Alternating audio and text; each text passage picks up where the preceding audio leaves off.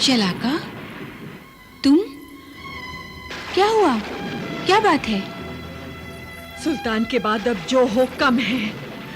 शरीफ और इज्जतदार लोगों के रहने के लिए मालवा में अब कोई जगह बाकी नहीं रह गई है। इज्जत और आदर औरत को अपने पति के होते हुए मिलती है। सच कह रही हैं आप। शादी से पहले बेटी की इज्जत की रखवाली उसका पिता करता है और शादी के बाद उसका पति। इस दुनिया में आकर पति या पिता के बिना तन्हा और इज्जत से जीना औरत के लिए बहुत मुश्किल है। मर्दों की इस दुनिया में औरत बनकर पैदा ही नहीं होना चाहिए, और अगर गलती से पैदा हो भी जाए तो मर जाना चाहिए। इसके बावजूद औरत जिंदा रहती है। मजबूर होकर जिंदा रहती है, समझौता कर लेती है अपनी जिंदगी से, मर्दों के हाथों सौदा कर लेती है अपनी इज्जत आबरू का। शलाका, क्या बात है? आज अचानक मर्दों के खिलाफ ये लावा कहाँ से फूट पड़ा? हाँ? नागिन भी उस वक्त अचानक डस लेती है जब उसकी तुम पर कोई अचानक पैर रख देता है। कौन है? कौन है वो शख्स जिसने तुम्हारे अहंकार को ठेस पहुंचाई है? मालवा पर अब हमारा राज नहीं रहा, मगर अभी इतनी इज्जत बाकी है कि कोई हमारे ख्वास पर बुरी नजर तक नहीं डाल सकता। भ्रम है यह आपका। वो जैसी मामूली कनीज पर कोई क्या बुरी नजर डालेगा? वो कमीना तो। हाँ शलाका, बताओ बताओ, किस कमीने ने किसके साथ ऐसी हरकत की है? बताओ मुझे। जाने दीजिए रानी साहिबा, आप सुनेंगी तो दुख पहुंचेगा आपको। शलाका, तुम मुझे उस बदनियत शख्स का नाम बताओ। नाम बताओ मुझे। अधम खान। अधम खान? हाँ। और वो बदकिस्मत लड़की कौन है जिस पर उसने बुरी नजर डाली? वो बदकिस्मत लड़की आप है रानी साहिबा, आप।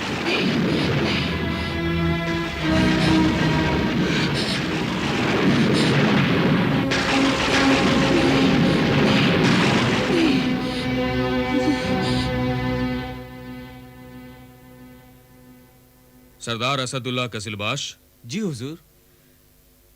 ये अधम खान की मौत का परवाना है। मौत का परवाना?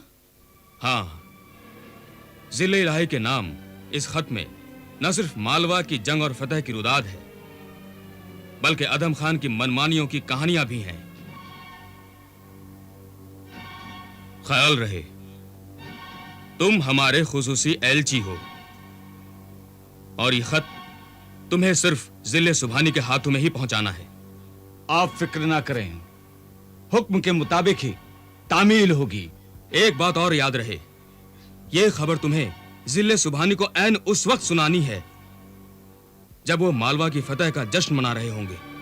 लेकिन जहां पनाह की खुशियों पर यूं पानी फेर देना मुनासिब होगा? क्या वो नाराज नहीं होंगे? यही तो मैं चाहता हूं। वो अगर नाराज होंगे तो अधम खान पर होंगे, अगर नुकसान होगा तो अधम खान का होगा, और अधम खान के नुकसान में ही हमारा फायदा है। मुझे मेरा हक मिल जाएगा जिस पर बरसों से अधम खान ने कब्जा किया हुआ है, और तुम्हें इंसाफ। हाँ हुजूर वाला, मजलूमों की आहें बेकार नहीं जाती।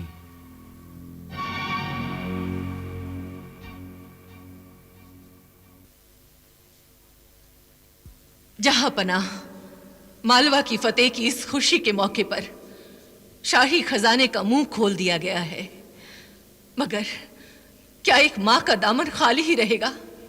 मादरे मोहतरम, अगर मांगना ही है तो आसमान को झोली बनाकर मांगिए कि आपका आंचल छोटा ना पड़ जाए। अपने लिए या अपने बेटे के लिए जो भी मांगोगी अता किया जाएगा। जिले इलाही, मालवा को अधम खान ने फतेह किया है, इसलिए मैं चाहती हूँ कि उसे मालवा का सूबेदार बनाया जाए। बेशक, بے شک نہیں نہیں، ذل الہی ایسا غضب نہ کرنا. مالوا کی باغ ڈور کسی ظالم کے ہاتھ میں نہیں دی جا سکتی. کون ہے یہ گستاخ بے ادب جو ذل الہی کے روبرو سالار اعظم کی شان میں گستاخی کر رہا ہے؟ گرفتار کر لو اس گستاخ کو. فریادی کو گرفتار کرنا مغلیہ حکومت کا دستور نہیں ہے.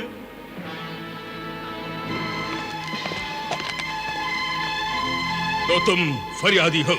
میں اسد اللہ کجل باش ایک ایلچی کی حیثیت سے ملا پیر محمد کا یہ خط لایا ہوں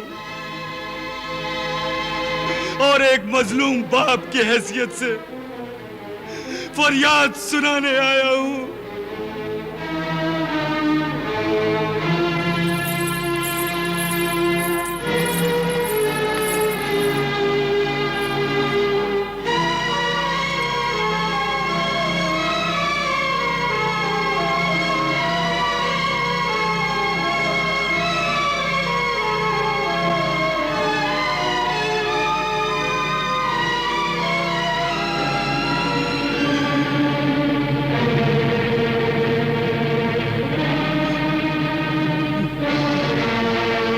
کیا ظلم ہوا ہے تمہارے ساتھ؟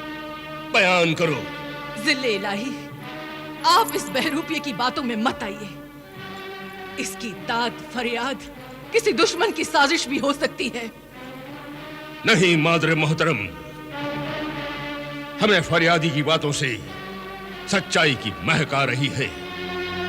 مالوا کی فتح کے بعد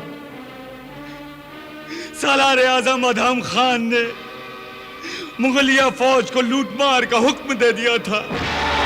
لوٹ مار کا حکم؟ ہاں، جس کے بعد فوجیوں نے بدتمیزی کا طوفان برپا کر دیا. مال و زر کے ساتھ عورتوں کی آبرو بھی لوٹی گئی. نہیں! کیا ہماری فوج میں ایک بھی ایسا انسان نہیں تھا جو اس ظلم کے خلاف آواز اٹھاتا؟ بہت تھے، جن میں میرا بیٹا بھی شامل تھا. اسی کی پاداش میں اس کا سر اڑا دیا گیا. ذل الہی، میں اپنے اس نوجوان بیٹے کی لاش کو اپنے ہاتھوں سے دفنا کر آ رہا ہوں. کیا تمہارے فوجی بیٹے کا سر ادھم خان نے اڑایا تھا؟ نہیں. ذل الہی، آپ نے دیکھ لیا کہ مالوا میں جو کچھ بھی ہوا وہ بے لگام فوجیوں کی حرکت تھی. اس میں ادھم خان کا کیا قصور؟ اس بے لگام مغل فوجی دستے کی لگام کس کے ہاتھ میں تھی؟ سردار حمید اللہ بیگ کی کمان میں تباہی مچائی گئی. میرے بیٹے کا سر بھی حمید اللہ نے اڑایا تھا. ظلم حالانکہ حمید اللہ نے کیے ہیں، مگر حکم ادھم خان نے دیا تھا. لہذا دونوں مجرم ہیں اور انصاف کا تقاضا یہ ہے کہ ان دونوں کو سر عام قتل کر دیا جائے. رحم ذل الہی، رحم کیجیے. ذل الہی، رحم کیجیے. مجھے اور کچھ نہیں چاہیے. میرے آنچل میں میرے بچے کی زندگی ڈال دیجیے. یہ آنچل چھوٹا ہی صحیح، مگر ایک ماں کا دامن اتنا چھوٹا بھی نہیں ہوتا کہ اس میں اپنے بچے کی زندگی نہ سما سکے. ایک طرف ایک باپ فریاد کر رہا ہے جس نے اپنا بیٹا کھویا ہے، اور دوسری طرف ایک ماں کی فریاد ہے جو اپنا بیٹا کھونا نہیں چاہتی. میرے بیٹے کی جان بخش دیجیے، آپ کو میرے دودھ کا واسطہ.